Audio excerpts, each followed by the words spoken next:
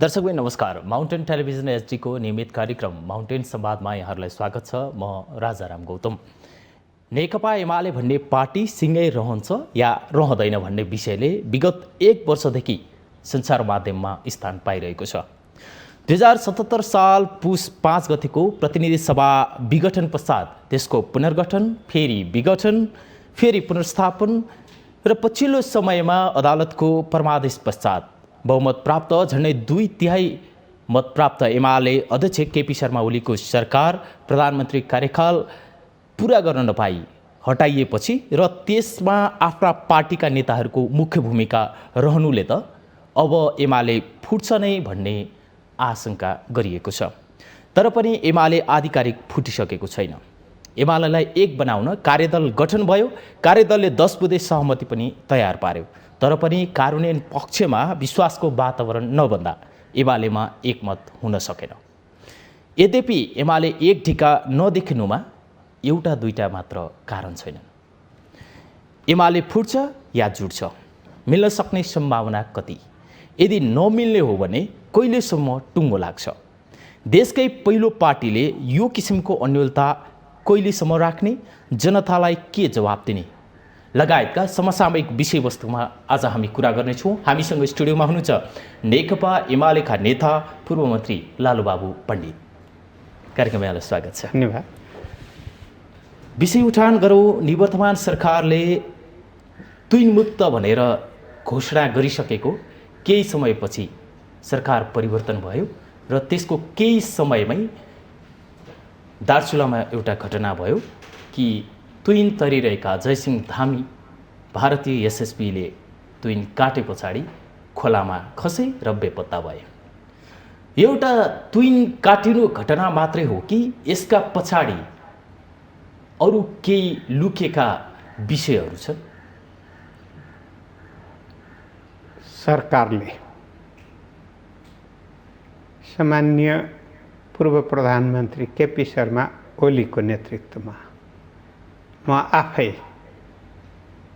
ट्विनसँग जोडिएर सङ्घीय मामला मन्त्रालयको जिम्मेवारी सम्हाल्दा नेपालबाट अब ट्विन पूर्ण रूपमा विस्थापन गर्नुपर्छ, हटाउनुपर्छ र ती ठाउँमा आवश्यक पक्की पुल छ भने पक्की पुल बनाउने, होइन भने झुलुङ्गे पुल बनाउने भन्ने गर्यो। भारतले सीमा नदीको सन्दर्भसँग जोडिएर महाकाली नदीमा रहेको ट्विनलाई हामीले झुलुङ्गे पुलमा बदलन खोज्दा भारतको स्वीकृति नभइकन हामी एक्लै मात्रै त्यहाँ पुल बनाउन नसक्ने स्थिति भएकोले गर्दा भारतले झुलुङ्गे पुल बनाउन र त्यहाँ आवश्यक पर्यो भने पक्की पुल पनि बनाउनको निम्ति रोकेको कारणले गर्दाखेरि विकटता र सहजता खोज्ने जनताको चाहना र कठिन अवस्थामा पनि कठिनतासँग चाहिँ दुःख गरेरै भए पनि जित्ने जुन उच्च मनोबल हो, त्यस कारणले गर्दाखेरि त्यहाँ ट्विनहरू केही छन् र ती ट्विन तर्ने क्रममा केही नेपाली नागरिकहरू तरेर गइसकेको र एकजना ट्विन तरिरहेकै बेलामा जुन आएको छ कि ट्विन काटेर महाकाली नदीमा बगाउने काम भएको छ, यो जघन्य अपराध हो र यो अक्षम्य अपराध पनि हो। त्यस कारणले गर्दाखेरि यो विषयमा ट्विन काट्ने जुन एसएसबी को जवान छ त्यसलाई दण्डित गर्नुपर्छ। मानवता विरोधी अपराध गरेकोले गर्दाखेरि त्यो अनुसारको दण्ड हुनुपर्छ। नेपाल सरकारले आफ्नो नागरिक यसरी मानवता विरोधी अपराध गरेर मारिएको सन्दर्भमा विरोध जनाउनुपर्छ, भारतले क्षतिपूर्ति दिनुपर्छ र त्यहाँ ती ठाउँहरूमा द्विपक्षीय सम्बन्ध यदि स्थापित गर्ने हो भने त्यहाँ झोलुङ्गे पुल वा पक्की पुल बनाउनको निम्ति हामीले भारतले बनाइदेऊ भन्ने होइन, नेपाल सरकारले बनाउने गरिकन सम्झौता हुनुपर्छ। नेपालको भारतसँगको सिमाना सदैवदेखि खुल्ला छ। यो अवस्थामा भारतसँग आवत गर्नको लागि त्यति धेरै समस्याको विषय रहेन, तर पनि आफैमा विकट भएको ठाउँमा तुइन काटिनु, जवान त एउटा प्रतिनिधि पात्र मात्रै हो भारतीय एसएसबीको, किनकि निर्णय माथिबाटै आदेश नआइकन त जवानले पक्का काटेनन्, यति त हामीले अनुमान गर्न सक्छौँ। यो अवस्थामा भारतले नेपालप्रति अरू केही कुरा सङ्केत गर्न खोजेको छ? भारतले निरन्तर सीमा क्षेत्रहरू सीमा मिच्ने, दबाब दिने र नेपालीहरूलाई हतोत्साहित गर्ने, कहिले प्रशासनिक रूपमा पनि हतोत्साहित गर्ने, नभएको विवादलाई विवाद सिर्जना गर्ने काम निरन्तर गर्दै आछ। समग्रमा भन्ने हो भने कतिले विस्तारवादको रूपमा बुझ्छन्, कतिले मिचहा प्रवृत्तिको रूपमा बुझ्छन्। नेपालले बुझ्ने हो भने समानताको आधारमा बुझ्ने भएको कारणले गर्दाखेरि भारतले भारतीय सुरक्षा निकायबाट यो भएकोले गर्दाखेरि यो भारतले यो घटनामा क्षमा माग्नुपर्छ र गलत जुन गरिएको छ भविष्यमा यस्तो गल्ती गरिने छैन भन्ने वचनबद्धता पनि दिनुपर्छ। पीडितलाई राहत दिनुपर्छ र उनीहरूका जो पीडक छन् एसएसबीका जवान तिनीहरूलाई दण्ड दिनुपर्छ। यही विषयमा नेपालका गृहमन्त्री बालकृष्ण खाँडले जयसिंह धामी बेपत्ता भएको घटनाबारे निष्कर्षमा पुग्न सरकारद्वारा गठित छानबिन समितिको प्रतिवेदन पर्खिनुपर्ने कुरा बताइरहनु भएको छ। यस्ता किसिमका विषयमा गृहमन्त्रीको जवाफ यही किसिमले आउने हो या फरक किसिमले आउनु पर्थ्यो? गृहमन्त्रीज्यूले जवाफ दिनुभएको छ, जिम्मेवारी लिनुभएको छैन र अझै नेपालले अलग खोज्दैछ, भारतले अलग खोज्दैछ भन्ने छ। संयुक्त भएर खोजिरहेको स्थिति छैन।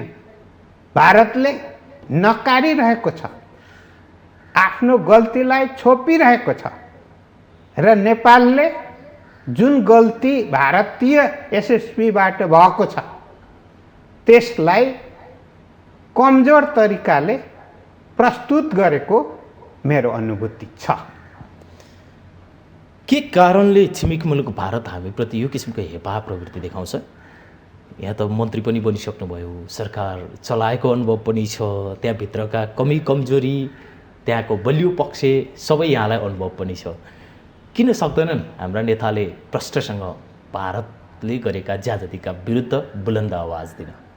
मलाई भन्नुहुन्छ भने म पहिलोचोटि मन्त्री हुँदाखेरि भारतीय राजदूत मसँग भेट गर्न खोजे, अमेरिकन राजदूत मसँग भेट गर्न खोजे। मैले चाहिँ परराष्ट्र मन्त्रालयमा भेट्नको निम्ति चाहिँ औपचारिक पत्र पठाउनुहोस् र परराष्ट्र मन्त्रालयले मैले सम्हालेको मन्त्रालयलाई पत्र पठाएपछि समयको निर्धारण गरेर भेट्नेछौँ भन्दाखेरि मैले दुवै राजदूत महोदयसँग परराष्ट्र मन्त्रालयको उपस्थितिमा अनि समन्वयमा मात्रै भेट गरेको छु। तर हाम्रा कतिपय नेताहरू रिसाउलान् कि मलाई सहयोग गर्दैनन् कि सकेसम्म चाहिँ कतिपयले त दूतावासमै गएर फकाउने कोसिस गर्ने, यति भएनन् भने त्यत्तिकै अनौपचारिक भारत भ्रमणमा गएको थिए, तर भारतमै गएर नेताहरूलाई भेट्ने र अझै कतिपयले आशीर्वादै पाएपछि मात्रै मेरो जीवन सफल हुन्छ भन्ने ठान्ने जुन गलत प्रवृत्ति छ र अझै भन्ने हो भने दिमागी कमजोर मानसिकता छ। त्यस कारणले गर्दाखेरि उनीहरूले कमजोरलाई बलियाले हेप्न खोजिहाल्छ। आफै कमजोर हुन खोजेपछि अरूलाई आफै बलियो मानिसकेपछि अनि उसले नहेप्ने भन्ने कुरै आएन। हामी समानताको कुरा गर्छौँ, तर आफ्नै दिमागमा असमानता भयो भने समानता कसरी पुरा हुन्छ भन्ने मलाई लाग्छ। छिमेकी मुलुक भारत र चीनको साथै तेस्रो मुलुकसँगको सम्बन्ध सुदृढ गरेरमा निवर्तमान सरकारले कसरी काम गर्यो, अलिकति यो समीक्षा पनि चाहे। र पुरा हुन नसकेका काम निवर्तमान सरकारले गर्दै गरेका र पुरा हुन नसकेका काम अबको सरकारले कसरी पुरा गर्नु आवश्यक छ र यसमा प्रतिपक्षको भूमिका कस्तो रहन्छ? मलाई विगत सरकारले जुन कामहरूको थालनी भयो त्यो फेरेस्त सार्वजनिकै छ, त्यसलाई दोहोऱ्याइराख्नु पर्ने स्थिति छैन। कसमा कुन काममा कति प्रगति भयो त्यो देखिएको पनि छ।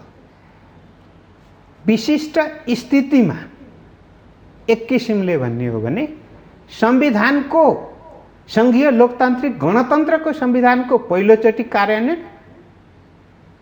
अर्को कुरा के हो भने स्पष्ट रूपमा एउटै पार्टीको बहुमत थिएन। चुनावमा फरक फरक पार्टीबाट लडे पनि त्यही बहुमत प्राप्त गर्नको निम्ति चाहिँ हामी दुई पार्टी एक हुने तिर लाग्यौं, तर एक भइसकेका थिएनौं र एक भइ नसकेकै अवस्थामा फेरि पुरानो आफ्नो आफ्नो पार्टीमा फर्किनु पर्ने स्थिति आयो।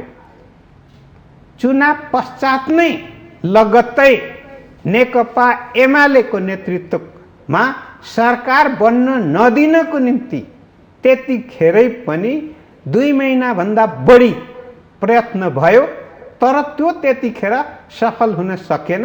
पछि विभिन्न नेताहरूको विभिन्न आत्मकेन्द्रित, स्वार्थ केन्द्रित मानसिकता र त्यसमा बाह्य शक्तिको चलखेलको कारणले गर्दा पार्टी जुन एकताको प्रक्रियामा थियो त्यो पनि पूर्ण हुन सकेन र सरकार चल्न नदिने र अर्कोतर्फ भन्ने हो भने केही गर्न सकेन भनेर चर्को प्रचार गर्ने, नकारात्मक सोच मात्रै राख्ने र त्यो नकारात्मक सोचबाट नकारात्मक मानसिकता तयार गरेर आफू सरकारमा पुग्न, सरकारलाई ढाल्नको निम्ति जुन प्रयास भयो र एक हदमा उहाँहरू सफल हुनुभएको छ। तर सरकार आज प्रधानमन्त्री नियुक्त भएको 22 दिन पुगेछ। मन्त्रीमण्डलको पूर्णता पनि छैन। संयुक्त सरकारको नीति पनि आएको छैन, कार्यक्रम पनि छैन, किनभने आपसमा भागभण्डा र लुछाचुरीमा केन्द्रित भएकोले गर्दा अहिले सरकार छ भनौँ पनि। र अर्को कुरा के हो भने यसको भविष्यको गति नै निर्धारण भएको छैन। त्यस कारणले गर्दाखेरि अझै सरकार छैन भन्दा छ, जनताले खोजिरहेको सरकार अझै छैन। र यसै सन्दर्भमा भन्ने हो भने विगत सरकारले गरेका राम्रा कामहरू अब भत्काउनु पर्छ र भत्काएर बहादुरी देखाउनु पर्छ। त्यहीसँगै जोडिएर पहिला पनि विगतमा देउबाजी प्रधानमन्त्री भएपछि 2051 सालमा त्यतिखेर सुकुम्बासी आयोग थियो। व्यक्ति परिवर्तन गर्नु भएन, आयोगै समाप्त गर्नुभयो। सुकुम्बासी छैन, भूमि समस्या छैन भन्ने उहाँको दिमागमा छ कि अहिले पनि सरकारमा आउन साथ पहिलो चाहिँ भूमि सम्बन्धी समस्या समाधान आयोग थियो, त्यसमा व्यक्ति फेर्नु होइन, आयोग नै आवश्यक छैन भनेर उहाँले आयोग विघटनको पहिलो निर्णय गर्नुभएको छ। त्यसैबाट इङ्गित हुन्छ कि उहाँ कुन दिशातर्फ, सुल्टो दिशातर्फ अगाडि बढ्न खोजिराख्नु भएको छ कि उल्टो दिशातर्फ कामलाई भत्काउने। यही सन्दर्भमा केही बुद्धिजीवीहरूले आफ्नो सार्वजनिक अभिव्यक्ति दिएको पनि मैले हेरेको छु। अब धरारा ठडिएछ, धरारा कहिले भत्किने हो, रानी पोखरी बनिएको छ, रानी पोखरी कहिले पुरिने हो, देउबाजीको यही त होला नि प्राथमिकता भनेर चाहिँ पनि अभिव्यक्ति तितो गर्नुभएको छ। भूमि व्यवस्थापन आयोग जुन किसिमले विघटन भएको छ त्यसमा चाहिँ पुरानो कार्य समितिमा वा पुरानो कार्यकालमा चाहिँ एमालेका कार्यकर्ताहरू भर्ती गर्ने वा अलिकति पार्टीगत भयो भन्ने उहाँहरूको आरोप भएको कारणले गर्दाखेरि पनि त्यो आयोग गठन गरेर फेरि नयाँ तरिकाले काम गर्ने भनिरहेको छ नि। आयोग विघटन गर्नु एउटा कुरा हो, आयोगमा व्यक्ति फेर्नु अर्को कुरा हो। व्यक्ति खराब थियो, व्यक्ति फेर्नु पाउने कुरा हो, तर अहिले त व्यक्ति फेरेको होइन, आयोग विघटन गरेको। आयोग विघटन गर्ने भनेको कानुन सम्मत बनाइएको हो। यही प्रतिनिधि सभा, यही संसदले ऐन बनाएर गरेको हुनाले गर्दाखेरि अनि ऐन मार्फतै गरिएको कुरालाई उहाँले पूर्ण रूपमा खारिज गर्ने जुन कुरा गर्नुभएको छ त्यसप्रति आपत्ति हो। सरकार परिवर्तन भएपछि व्यक्ति त कतिपय परिवर्तन भइरहन्छन्, त्यसमा मलाई धेरै ठुलो केही भनिराख्नु आवश्यक ठान्दिनँ। अब अलिकति पार्टीभित्रको राजनीतिमा हौँ। नेपाल कम्युनिस्ट पार्टी एमालेको केन्द्रीय कमिटीको नामबाट आज 21 गते बैठक आयोजना गरिएको छ। माधव नेपाल पक्षले बैठक बोलाएको छ र हिजो साँझ मात्रै चाहिँ त्यो बैठक आधिकारिकता होइन, हामीले बैठक राखेका छैनौँ भनेर केन्द्रीय कार्यालय सचिव शेरबहादुर तामाङको हस्ताक्षरसहितको प्रेस नोट जारी गरिएको छ, वक्तव्य जारी गरिएको छ। यसलाई कसरी लिनुहुन्छ? नेकपा एमालेको विधानले बैठक बोलाउने अधिकार पार्टी अध्यक्षसँग सल्लाह गरी महासचिवले बैठक बोलाउने, पार्टी अध्यक्षले अध्यक्षता गर्ने र महासचिवले बैठक सञ्चालन गर्ने। आज माधव कुमार नेपाललाई सोध्नुभयो भने नेकपा एमालेको अध्यक्ष को हो भन्ने हो भने म नमानी भए पनि केपी शर्मा ओली नै भन्नुहुन्छ। अध्यक्ष त अर्को छैन। महासचिव को हो भन्नुभयो भने अहिले मन लागे पनि नलागे पनि महाधिवेशनले निर्वाचित गरेको ईश्वर पोखरेल नै हुनुहुन्छ। त आजको केन्द्रीय कमिटीको बैठक कुन अध्यक्ष, कुन महासचिवले बोलाएको? त्यस कारणले अवैधानिक असन्तुष्टहरूको बैठक हो, त्यो केन्द्रीय कमिटीको बैठक होइन, असन्तुष्टहरूको जमघट हो। जमघट कहिलेकाहीँ असन्तुष्टहरूको हुन्छ, त्यस कारणले त्यसलाई बैठक होइन जमघटको रूपमा बुझिदिनको निम्ति म आग्रह गर्छु। मैले यसलाई सिधै सोधेँ, अब एमालेको राजनीति जान्छ चाहिँ कता? पार्टी फुट्छ या जुट्छ? नेकपा एमाले फुट्दैन। नेकपा एमालेमा निरन्तर आउनेको सङ्ख्या बढ्छ,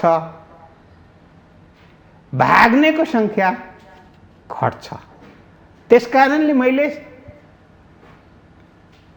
एकजना पनि नघटुन् त्यो त राम्रो कुरा हो, चाहनाले मात्रै हुँदैन, यथार्थ। त्यसकारण नेकपा एमाले एक रहन्छ। एक रहेको बेलाका सबै नेताहरू मध्ये कोही नेता रहन पनि सक्छन्, नरहन पनि सक्छन्। त्यसकारणले हामीले इतिहास पनि भोग्यौँ।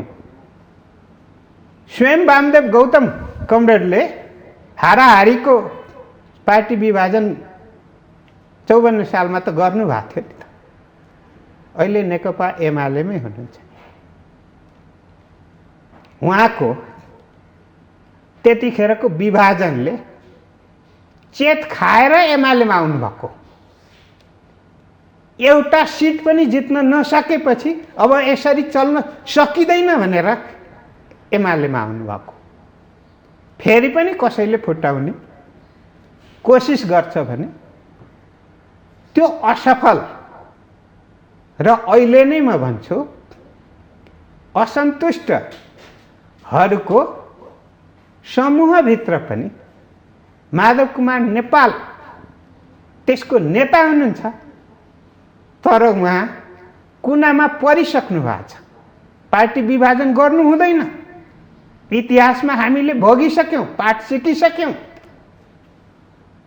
त अहिले नेकपा एमाले विभाजन गराउनको निम्ति सबभन्दा बढी लाग्नु भएको छ भने त्यो के हो भने कामरेड प्रचण्ड लाग्नु भएको छ। एकता हुन लाग्यो भने उहाँलाई निद्रा लाग्दैन। अनि बिहानै कोटेश्वरमा अनि चिया खाने न्युले घन्टौँ चाहिँ मन्त्रणा दिनुहुन्छ। त्यो मन्त्रणा पाएपछि एकछिन फेरि माधव कुमार नेपाल बाङ्गिन सुरु गर्नुहुन्छ। फेरि 1-2 दिन बाङ्गिएपछि अनि फेरि सोझोतिर ल्याए, फेरि बङ्ग्याउने कुरा चाहिँ यही भइरहेछ। तर नेकपा एमाले अब साङ्गठनिक रूपमा, वैधानिक रूपमा आफ्नो प्रमुख प्रतिपक्षी भूमिकाको साथ पार्टी विस्तार र पार्टी विस्तार गर्नमा अवरोध पुर्याउनेलाई किनारा लाउँदै अगाडि बढ्छ। सकेसम्म अँगालो हाल्छ। अँगालो हाल्नै नसक्ने भएपछि अनि किनारा लाउँदै अगाडि बढ्छ। अब माधव नेपाल पक्ष यहाँहरूसँग रहने सम्भावना कति, पर्सेन्टेज कति देख्नुहुन्छ? मैले यसलाई अर्को अर्थमा भन्ने हो भने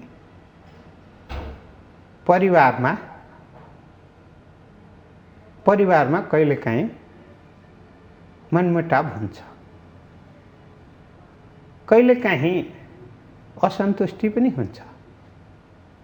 सीमाभित्र रहँदा मनमुटाव र असन्तुष्टि रहँदा परिवारमा सँगै जान सकिन्छ।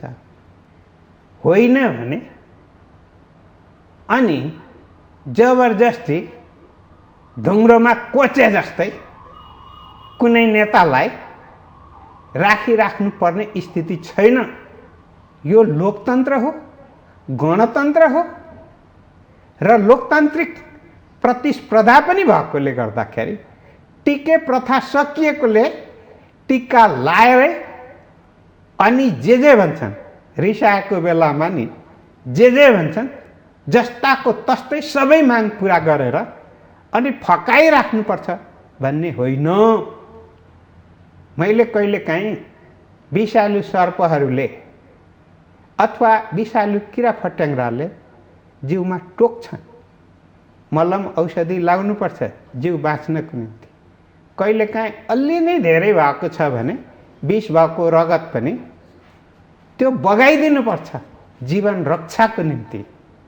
त्यसकारणले गर्दाखेरि अहिले जुन असन्तुष्टि देखिएको छ त्यो असन्तुष्टिलाई सम्हालेर लान सकिने स्थिति छ।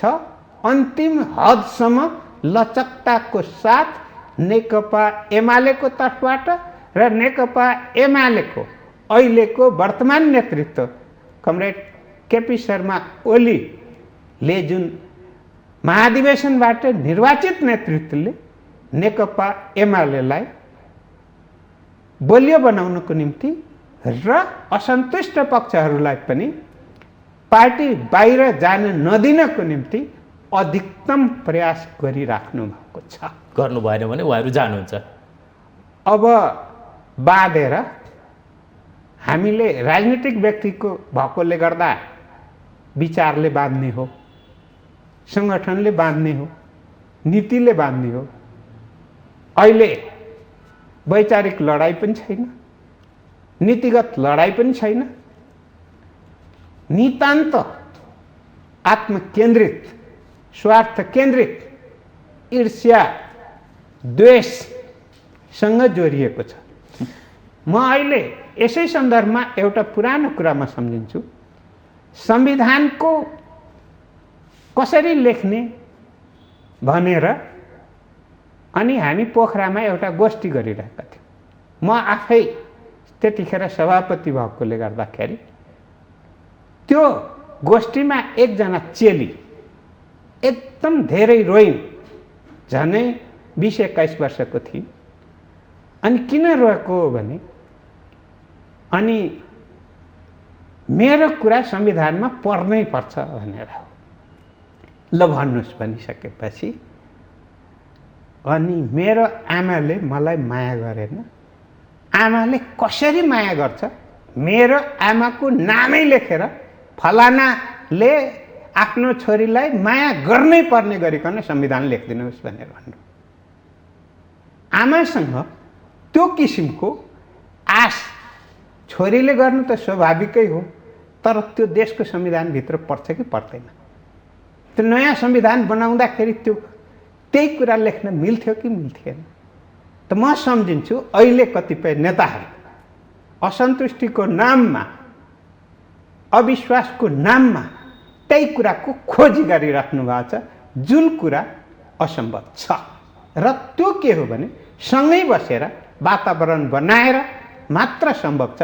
जसरी एउटा आमाले छोरीलाई आफ्नो गर्भावस्थादेखि नै पछि बाँचुन्जेलसम्म कसरी माया गर्छ, त्यसरी नै हो पार्टीमा पनि सँगै रहँदा माया पाउने र मायाको एक आपसमा आश पनि गर्ने हो। भन्नाले माधव पक्षको सम्पूर्ण माग, जुन माग 10 बुँदेमा अलि बढी केन्द्रित भयो कि माधव नेपाल पक्षका र ओली पक्षका 5 जना राखेर 10 जनाको कार्यदल बनाइयो समस्या समाधानका लागि, र कार्यदलले 10 बुँदे एउटा सहमति पत्र पनि तयार गर्यो। त्यो पूर्ण रूपमा कार्यान्वयनको लागि नेपाल पक्षले भनिरहेको छ। असन्तुष्टि बढेपछि असन्तुष्टिलाई सन्तुष्टिमा रूपान्तरण गर्नको निम्ति दुवै पक्षबाट बराबर बराबर चाहिँ नेताहरू राखेर 10 जनाको कार्यदल बनाए। 10 जनाको कार्यदलले सर्वसहमत रूपमा दुईतर्फको नेताहरू हरेक बुँदा बुँदामा छलफल हुँदाखेरि उहाँको पक्षले उहाँसँग, माधव कुमार नेपालसँग, केपी शर्मा ओलीको पक्षले अर्थात् भन्नु पार्टीको अध्यक्ष पक्षले पार्टी अध्यक्षसँग सम्बन्ध र समन्वय गरेर 10 बुँदे सर्वसम्मतले तयार भयो। अब हाम्रो अध्यक्ष, पार्टीको अध्यक्ष केपी शर्मा ओलीले 10 बुँदेलाई अक्षरशः पालना गर्छु र थाई कमिटी, केन्द्रीय कमिटीबाट अनुमोदन भयो। तर असन्तुष्ट पक्षको नेता आफूलाई उहाँसँगै सल्लाह गरिएको कार्यदलले दिएकोलाई म मान्दिनँ। किन मान्दिनँ भन्ने हो भने किनको कुनै तर्क छैन, मनले मानेन। कार्यदलमा रहेका नेताहरू नै यहाँपट्टि ढल्किनु भयो भन्ने छ नि त। उहाँले विश्वास गरेर पठाउनु भएको होइन, 1 जना हो र 5 जना पठाउनु भएको। रघुजी पन्तले हस्ताक्षर नगरे पनि सार कुरो त्यही हो भन्ने कुरा आइरहे पनि अरू नेताहरू त लगभग रघुजी पन्तजीले पनि हस्ताक्षर गर्नुभयो, पछि गर्नुभएको छ। उहाँले त्यहाँ 10 बुँदेमा भएको कुनै कुराको अब्जेक्सन छैन। कुनै कुराको अब्जेक्सन नभइसकेपछि दुईटै टोलीको हस्ताक्षर सहितको टोली नेताहरूले दुवैतर्फ संयुक्त रूपमा गएर बुझाउनु भएको छ। हो, त्यो कार्यदलमा बस्नुहुन्थ्यो कि बस्नुहुन्थेन, तर प्रचण्ड कमरेडलाई राखेर यदि स्वीकृत गराउनु भएको भए आँखा चिम्लेर माधव कुमार नेपालले मान्नुहुन्थ्यो। आज कार्यदलले गरेको कुरालाई पनि मान्दिनँ, केही पनि म मान्दिनँ भन्ने हो भने उहाँ जुन रूपमा अहिले अगाडि बढिराख्नु भएको छ, इतिहासमा एमाले बनाउनमा भूमिका खेले र योगदान छ भन्ने कुरामा कुनै दुई मत होइन। तर जुन अहिले गतिविधि गर्नुभएको छ, एमालेलाई समाप्त गर्ने गतिविधि गरिराख्नु भएको छ, यो छोड्नु भएन भने अहिले विपक्षी गठबन्धन तयार गरेर एमालेलाई समाप्त गर्न लाग्नु भएको छ। मैले त अहिले उहाँ अर्को एउटा माग सहित आउनु भएको छ कि भविष्यमा देउबाजीलाई प्रधानमन्त्रीबाट हटाउन पाइँदैन। त्यो चाहिँ ग्यारेन्टी चाहिँ एमालेले गरिदेओस्। अब प्रतिपक्षी भएको एमालेले गर्छ त? हो, बुद्धि कहाँ हराएछ भने यहीँनिर खोज्नुपर्ने हुन्छ। पार्टी प्रतिपक्षमा प्रमुख प्रतिपक्ष भनेको संसारमा जहाँ पनि वेटिङ गभर्मेन्ट हो, वेटिङ गभर्मेन्टले गभर्मेन्टको सरकारको गुण र दोषको आधारमा कसरी आफूलाई प्रस्तुत गर्ने भने राम्रोमा समर्थन गर्ने, गलत गरेछ भने विरोध गर्ने। तर आँखा चिम्लेर शेरबहादुर देउबाजीलाई प्रचण्डजी र माधव कुमार नेपालजीले त भगवान मान्नु भएको छ।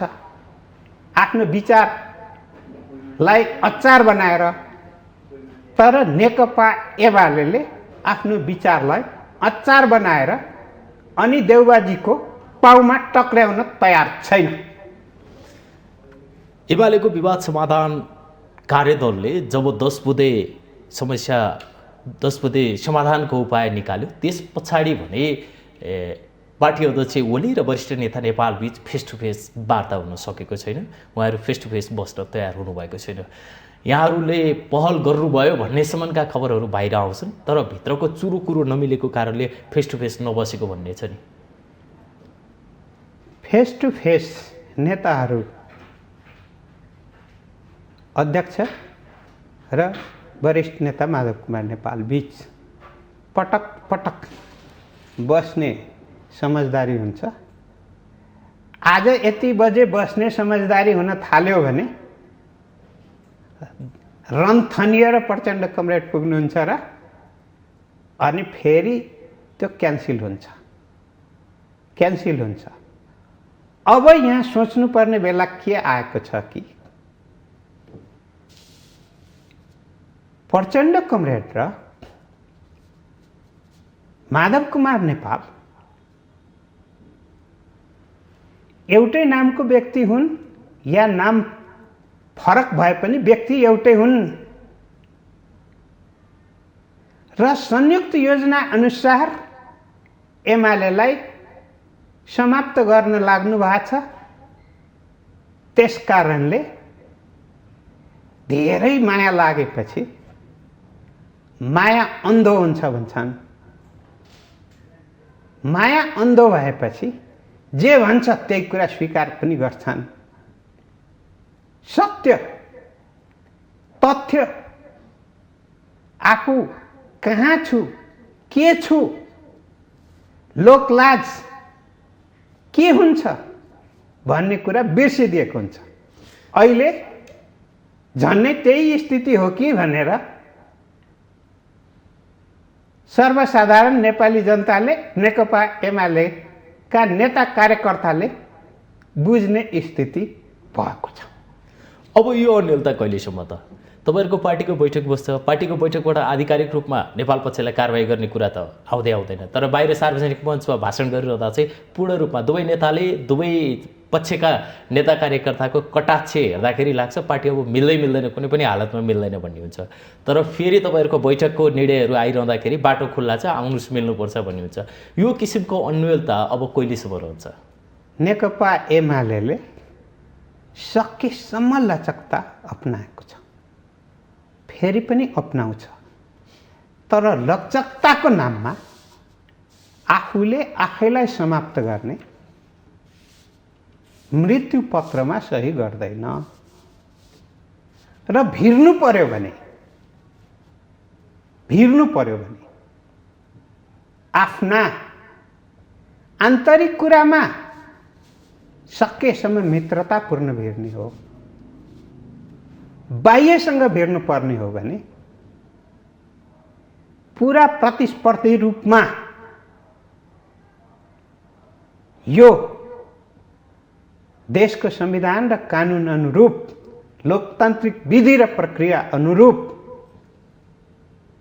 भिर्नमा कुनै कन्जुस्याइ गर्दैन, त्यति विश्वास दिलाउन चाहन्छु।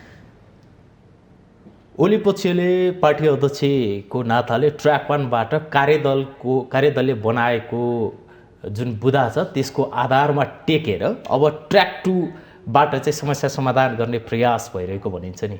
यो ट्र्याक 2 कार्यान्वयनको पाटोमा कतिको सशक्त हुन्छ? बुझ्नेले ट्र्याक 2 भन्नुला, तर के हुन्छ भने मैले पटक पटक भनेको छु, आन्तरिक विवादलाई सकेसम्म लचकताको साथ पार्टी एक बनाउने कुरामा हामी अगाडि बढ्छौँ। बाह्य कहिलेकाहीँ आक्रोशपूर्ण अभिव्यक्तिहरू आउँछन्, कहिले अराजक अभिव्यक्तिहरू पनि आउँछन्। त्यसैले गर्दा के हो भने रिसाएको बेलामा बोलिएको कुरालाई आधार मान्नु हुँदैन, रिसमा वेद पढ्न सकिँदैन भने जस्तै भयो र धेरै खुसीमा पनि निर्णय हुँदैन।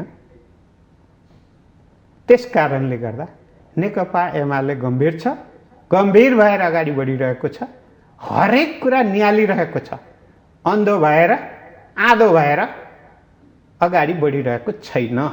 यति कुरा म राख्न चाहन्छु। बालुवाटारबाट बालकोटसम्मको यात्रा तय गरिराखे पनि अबका बाँकी प्रदेशका सरकारहरू टिकाउनका लागि वा प्रदेशको सरकार बरु भागभण्डा नै होस्, जे गरेर हुन्छ, अब चाहिँ यहाँभन्दा धेरै विवाद अगाडि नबढाउँ भन्न खोजेको हो। संसदीय प्रणालीमा आएपछि बहुमतीय प्रणालीमा विश्वास गरेपछि मान्दिन भन्न पाइएन। यो प्रणालीमा कहिले सरकारमा, कहिले प्रतिपक्षमा, कहिले सदनमा, कहिले सडकमा हुने कुरा स्वाभाविक हो। त्यसकारण अस्वाभाविक मान्दैनौँ र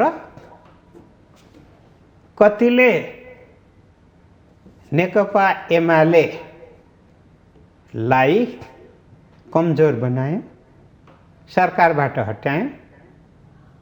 अझै भन्ने हो भने विचार नपुर्याई बोल्नेहरू सिध्यायौँ भन्ने पनि होला। तर अब छिट्टै देउबाजीले तोरीको फुल संसदमा देख्नुहुन्छ, किनभने अल्पमतको प्रधानमन्त्री, अल्पमतको सत्तापक्ष र बहुमतको प्रतिपक्ष देखेपछि उहाँले र उहाँको यो गठबन्धनले के गर्छ भविष्यमा हेर्न बाँकी नै छ। छिट्टै हेर्न पाइनेछ भने आशा र विश्वास राखौँ। देउबा त चाहेर प्रधानमन्त्री भन्नुभएकै थिएन। तपाईँकै पार्टीका नेता, वरिष्ठ नेता माधव कुमार नेपाल र माओवादीका अध्यक्ष पार्टी अध्यक्ष प्रचण्डका कारणले प्रधानमन्त्री बन्नुभएको भनेर उहाँ बारम्बार भनि पनि रहनु भएको छ। बाहिर भन्ने कुरा एउटा हो र चल्ने र गर्ने षड्यन्त्र अर्को। त्यसैले गर्दा बाहिर जे बोल्नु भएको छ त्यही सत्य होइन, कहिले काहीँ आउँछ नि, उहाँ पनि रमाउनुहुन्छ नि।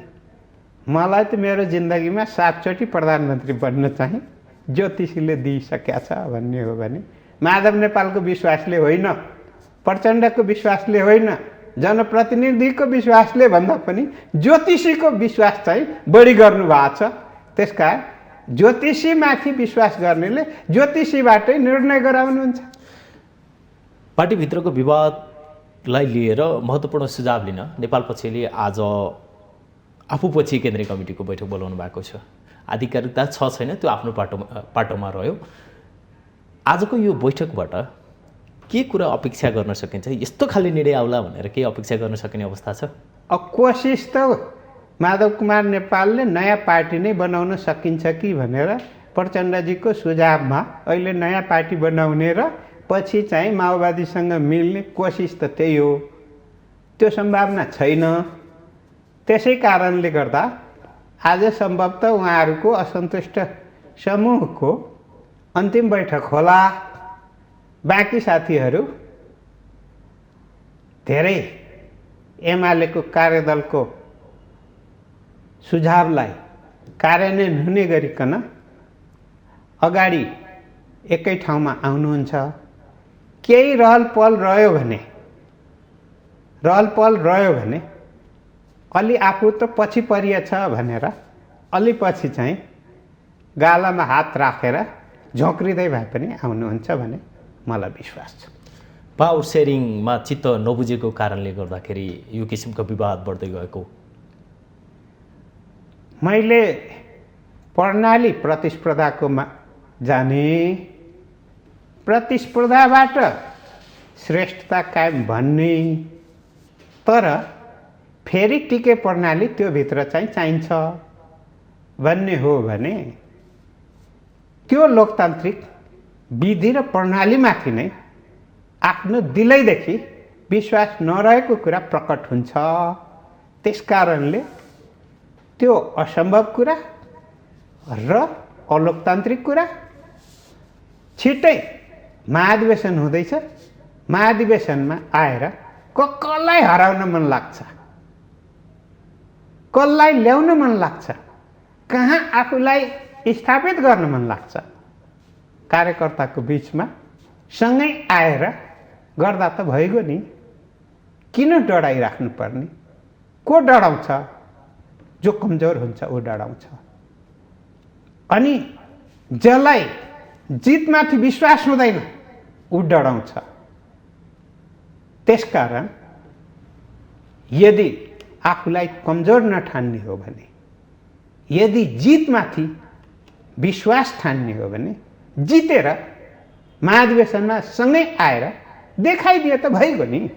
दुईटा कुरा सँगसँगै आएको छ। एउटा पार्टी अध्यक्ष केपी शर्मा ओलीले बरु 2 जना अध्यक्ष भएर चलाउँ आउनुहोस् भनिरहनु भएको छ। त्यसमा माधव पक्षले म अध्यक्ष बन्दिनँ तर म अर्को कोही मान्छेलाई अध्यक्ष पठाउँछु भन्ने एउटा कुरा आएको छ। यसलाई दोस्रो पक्षलाई वा सेकेन्ड म्यानलाई अध्यक्ष स्वीकारेर जान सक्ने अवस्था छ छैन? त्यति धेरै तपाईँहरूको क्लियर कुरा बाहिर आएको छैन जस्तो लागिरहेको छ। नेकपा एमालेको विधानले अहिले यो दिँदैन।